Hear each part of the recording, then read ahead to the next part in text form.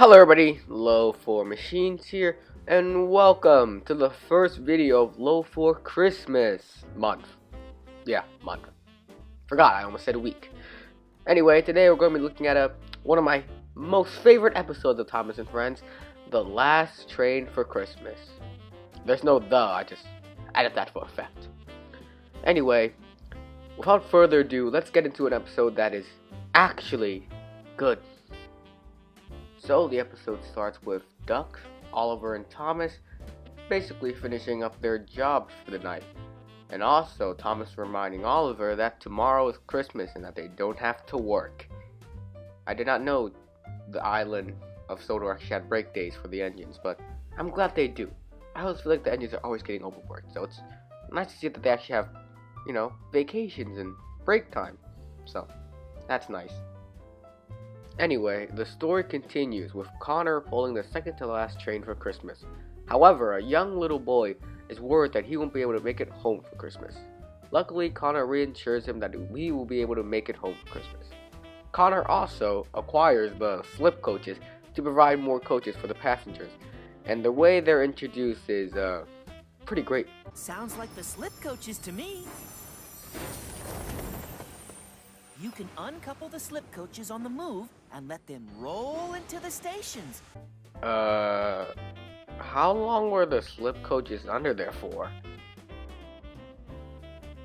I mean, the scene itself was pretty good with the whole majestic feeling from the music, but man, they were in there for a long time to be covered in that much snow.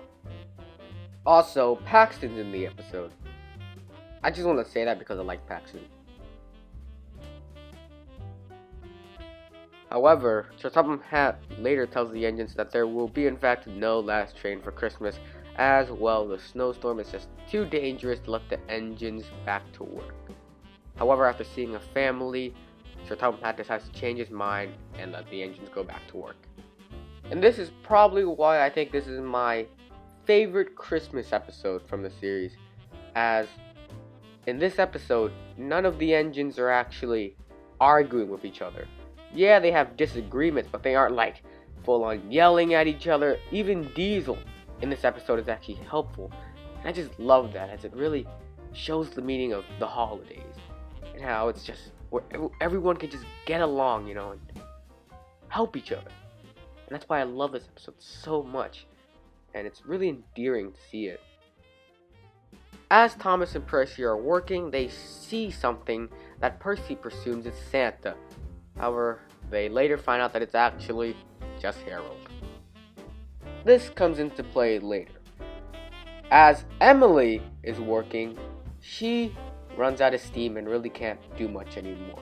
And just when all hope is lost, she sees Hero coming from the other side, helping her, shove the snow, because he's also there to help out, because everyone's helping out, Yeah. Okay, I'm glad we got that across. As Connor chugs by them, Hero looks into the sky and sees something that looks like Santa. However, similar to Percy, he's disappointed when he finds out that it's just Harold. Yay, good old Harold. You're a great character, but man, I really do wish you were Santa. Like, a lot. So after that disappointment, Connor delivers all of his passengers on the slip coaches by letting them off of the slip coaches because they can disconnect as they're moving, you know what I mean? And we get this really cool scene of Paxton and James working together, and James actually looks happy, genuinely happy, and it just makes me so happy to see him happy and not jealous or envious of something, you know what I mean? Good old James is, but so nice. And there's Edward and Henry in this episode. It's just so good. However, there's this really weird scene that I don't really understand what the point is, where Connor let goes of a slip coach too late, and the slip coach starts moving away from the station, and they make it really dramatic. This is Man, this is some Superman type level emergency right now. But honestly, it's they solve it by just having Thomas push the coach back. But there's like dramatic music and heralds over them, and it's just really, really weird. And that's probably my only nitpick with the actual episode. Connor had uncoupled it too close to the station. Fizzling fireboxes. The passengers will be stranded in the snow.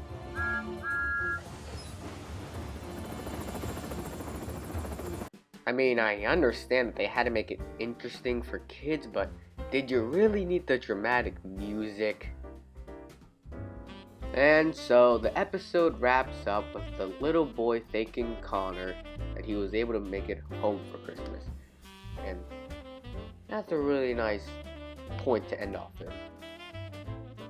Oh yeah, Thomas also sees Harold again and wishes him a Merry Christmas. But actually, this time, it actually was Santa! Huh. How ironic. So what are my overall thoughts for the episode? Well, I thought it was pretty great. It's definitely one of my favorite episodes of Thomas and Friends of all time. And it just shows you how good we had it back then. And reminds me how bad Thomas' Big World Big Adventure is now.